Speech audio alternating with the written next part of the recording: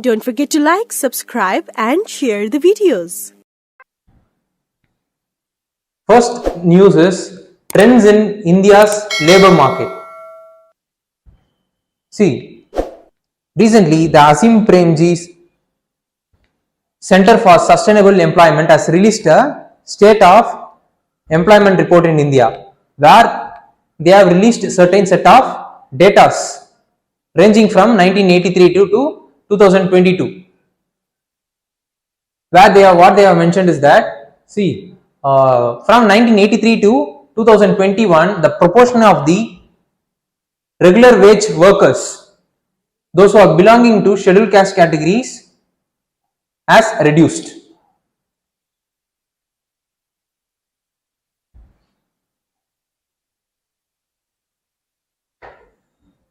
The person, those who have been involved in the regular wage categories, those people, those who are belonging to scheduled caste, has increased. Sorry, not decreased, it has increased.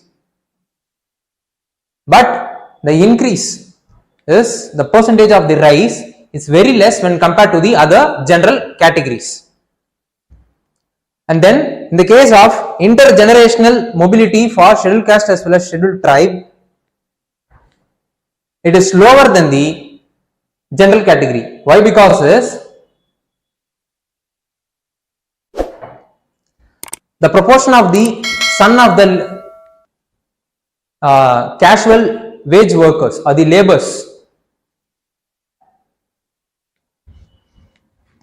those who are doing, for example, if a son of a casual wage workers is doing that work during, if doing that work means that percentage of the son has reduced from 85 to mere 76%. But in the case of other general categories, the percentage has reduced from 83% to 53%.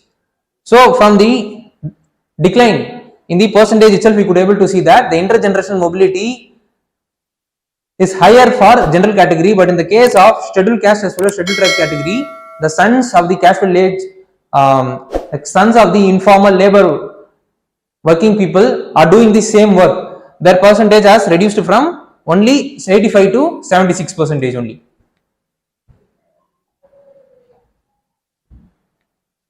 And then it has been found out that there has been over representation of women in certain sectors like tobacco, household with employed persons and other personal services, etc. And so is the case for the scheduled caste as well as scheduled tribe category persons. But in the end, what is the other major finding is that if the husband incomes has increased means, then the probability of wife being unemployed is also getting increased. Why? Because is the safety, if the family has become sustainable because of the husband's income means, then the most of the female workers are leaving their jobs to look after the household works, and then there is the fall in the probability of wife being employed up to threshold limit of 40,000 per month. For example, if the husband income is 40,000 rupees per month means, then the probability of wife being employed is reduced in that threshold. On the other hand, if the husband income is way higher means, correspondingly the person or the woman whom the particular man is marrying is also having access to the secured wage as well as higher ambitious working conditions.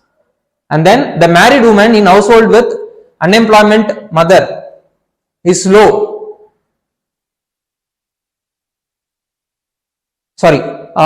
Married woman in household with unemployed mother-in-law are 20% as well as 30% in the case of rural as well as urban area less likely to be employed.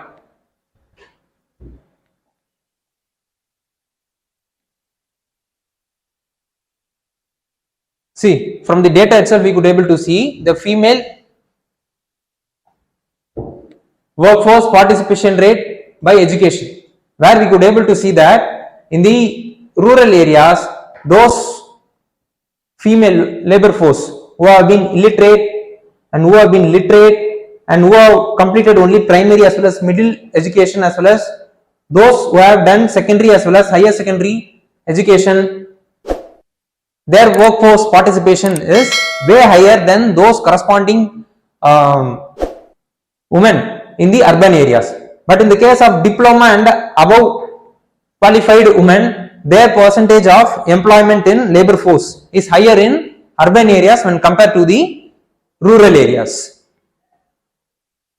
And in the case of unemployment, by staggering the data, we could able to see that the person, those who have graduated and who have graduated as well as if you have done any kind of higher degree means, then their rate of unemployment is 42.3% for the person under 25 age. And then we could able to see that the unemployment rate has reduced when the age progresses, because the major reason is the unemployment is not sustainable.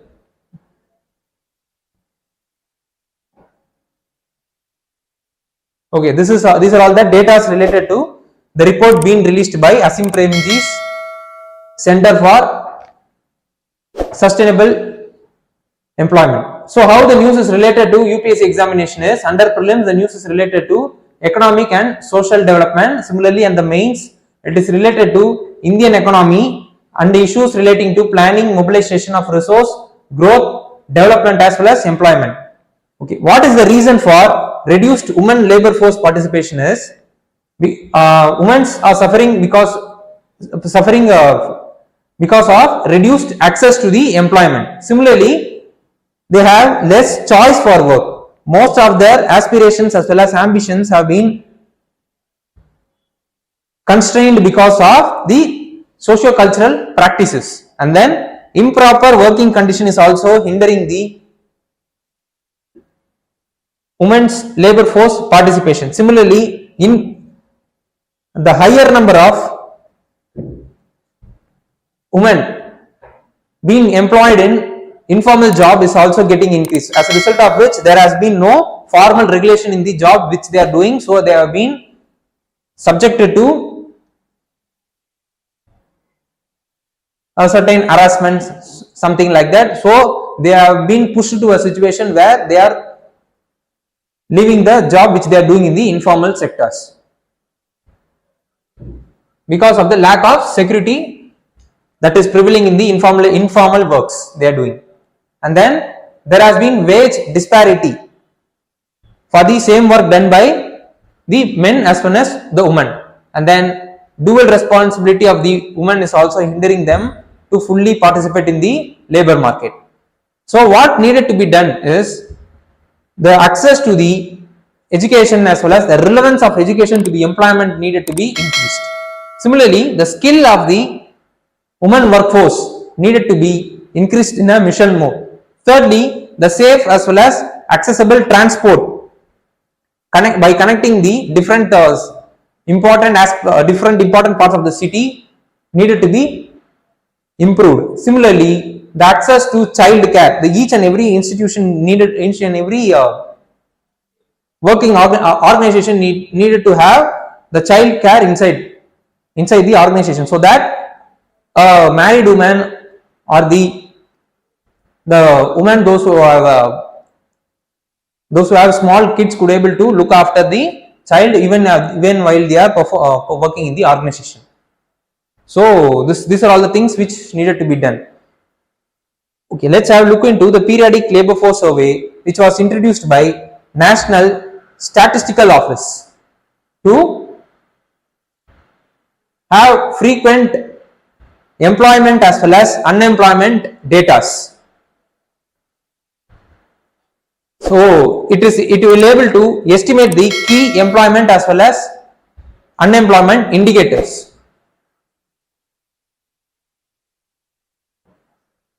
So what are all the indicators the periodic labor force surveys will be measuring is, first is labor force participation rate, second is worker population ratio, and then the third is unemployment rate, the labor force participation rate is how many people who are willing to go to a job and then who are already going to a job is the labor force participation rate. Their percentage when compared to the overall population is called as labor force participation rate. And then worker population is those person who have been employed when compared to the overall population. Then the unemployment rate is those who could not able to get a job.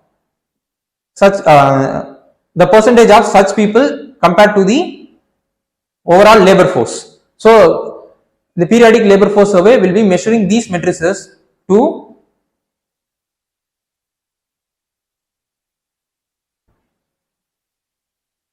report about the employment as well as unemployment condition that is prevailing across the country. What needed to be studied further is we should know about the social security of laborers, the schemes being introduced by Government of India. Secondly, we should know about the types of unemployment. Thirdly, we should know about what are the schemes that to promote employment.